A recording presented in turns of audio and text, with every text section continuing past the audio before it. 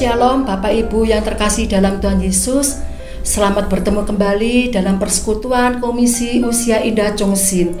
Sebelum kita mendengarkan firman Tuhan yang akan disampaikan oleh hambanya Pendeta Daniel Sutrisno, mari kita bersama-sama memuji Tuhan, kita dipilih.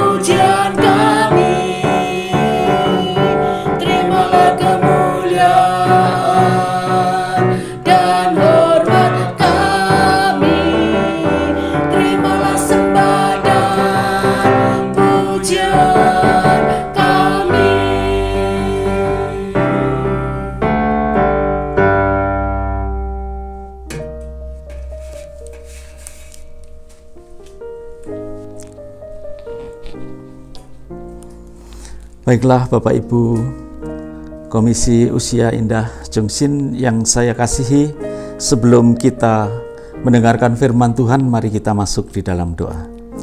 Tuhan, terima kasih kesempatan kembali Tuhan berikan kepada kami untuk bisa bersama-sama belajar daripada firman-Mu. Kiranya Allah Roh Kudus menerangi hati dan pikiran kami, sehingga firman-Mu boleh kami mengerti, bahkan kami boleh mengalaminya di dalam setiap kehidupan kami, dan kami boleh memancarkan kemuliaan-Mu. Terima kasih ya Tuhan, di dalam nama Tuhan kami Yesus Kristus kami berdoa dan kami bersyukur. Haleluya, amin. Bapak Ibu yang dikasihi oleh Tuhan, pada hari ini saya akan membahas tentang pilihan Allah ya. Mungkin sesuatu yang bagi kita sukar, tetapi itulah yang terjadi dan yang perlu kita mengerti. Saya membacakan di dalam Efesus pasalnya yang pertama, ayat 3 hingga ayat yang ke-6 demikian. Terpujilah Allah dan Bapa Tuhan kita Yesus Kristus telah mengaruniakan kepada kita segala berkat rohani di dalam surga. Sebab di dalam Dia Allah telah memilih kita sebelum dunia dijadikan, supaya kita kudus dan tak bercacat di hadapannya. Dalam kasih Ia telah menentukan kita dari semula oleh Yesus Kristus untuk menjadi anak-anak-Nya sesuai dengan kerelaan kehendak-Nya, supaya terpujilah kasih karunia-Nya yang mulia yang dikaruniakan kepada kita di dalam Dia yang dikasihinya.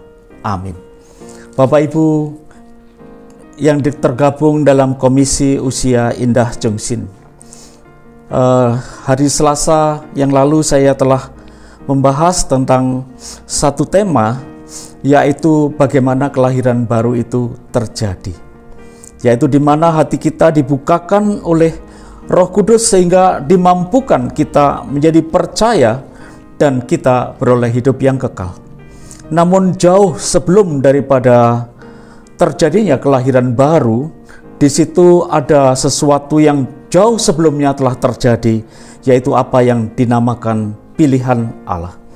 Bapak Ibu sekalian, tentang pilihan Allah ini memang banyak orang yang berkata, apakah Allah itu pilih kasih?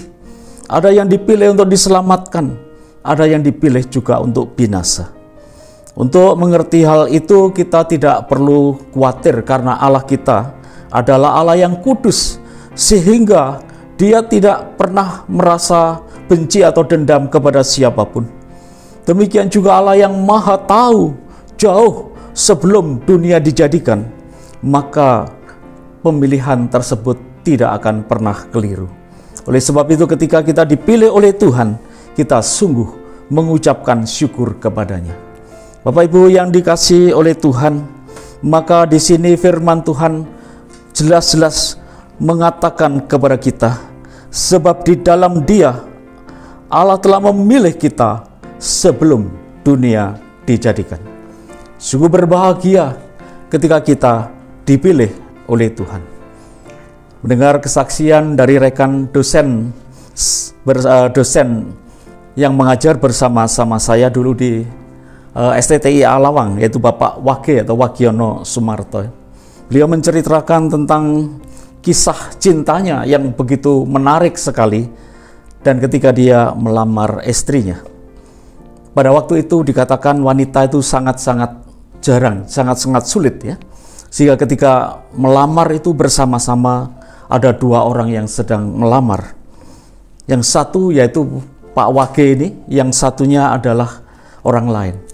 Maka beliau karena orang desa datang dengan satu kereta dokar itu, kemudian membawa oleh-oleh dari desa. Maka sang ibu calon mertuanya menyuruh dia duduk di belakang. Lalu datang juga satu mobil yang juga melamar, membawa mungkin hadiah-hadiah yang sangat-sangat istimewa. Lalu ditaruh di depan. Bapak Ibu sekalian, waktu itu calon istrinya ya, seorang wanita ini seorang yang rohaninya baik, sehingga dia berkata, baik, dua-duanya saya terima, katanya demikian. Ini bukan poliandri ya, tetapi maksudnya saya tak berdoa dalam beberapa hari, nanti jawabannya saya berikan melalui surat. Telah bergumul dengan Tuhan dan berdoa beberapa hari, kemudian suratnya disampaikan kepada dua calon ini. Dan ketika dibuka dengan gemetar, maka Pak Wage ini membukanya dengan air mata. Dan ketika dibuka, ternyata dia dipilih menjadi suaminya. Bapak Ibu sekalian, dia loncat-loncat dari kamar belakang, dia langsung ke depan, loncat-loncat saking senangnya karena dipilih menjadi calon suami. Betapa tidaknya kita bersyukur kepada Tuhan karena kita ini dipilih oleh Tuhan. Dikatakan kita dipilihnya itu sebelum dunia dijadikan. Jadi sebelum kita dilahirkan, Tuhan sudah mengenal kita. Mazmur 139 kita melihat di sana bagaimana Tuhan itu yang menenun kita di dalam kandungan, sehingga Tuhan benar-benar mengenal kita jauh-jauh sebelum kita dilahirkan, bahkan jauh sebelum dunia dijadikan. Itulah sebabnya Bapak Ibu sekalian, pada saatnya ketika pilihan itu terjadi pada kita, maka langkah berikutnya adalah panggilan. Panggilan inilah yang disampaikan melalui berita Injil, yaitu di mana Tuhan Yesus Kristus, Allah yang berinkarnasi menjadi manusia, Dia datang ke dalam dunianya dengan satu tujuan, mati di atas kayu salib. Bapak Ibu sekalian, ketika kita dipanggil itulah, dari pilihan mengarah kepada panggilan melalui kabar baik, melalui berita Injil, lalu kita bisa percaya karena hati kita sudah dilahirkan baru. Oleh karena itu, ketika kita dipilih dan akhirnya kita bisa percaya, maka itu satu berkat yang terbesar. Karena itu Bapak Ibu yang dikasihi oleh Tuhan, ketika saya dikabarkan ya oleh guru-guru saya ya, waktu itu saya sekolah di sekolah Katolik, dan ketika itu saya diceritakan tentang bagaimana kasih Tuhan Yesus, kasih Tuhan Allah.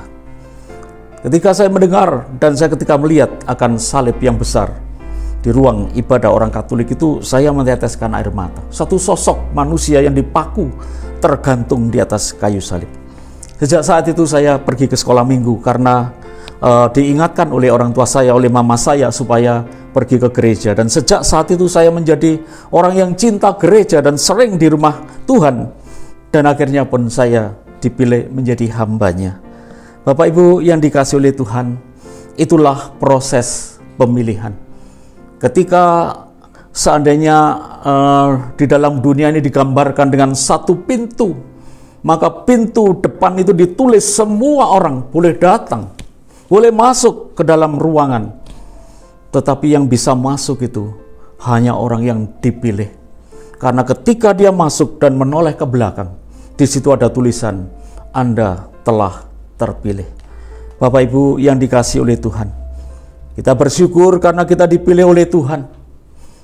Maka hati kita dikerjakan oleh Roh Kudus.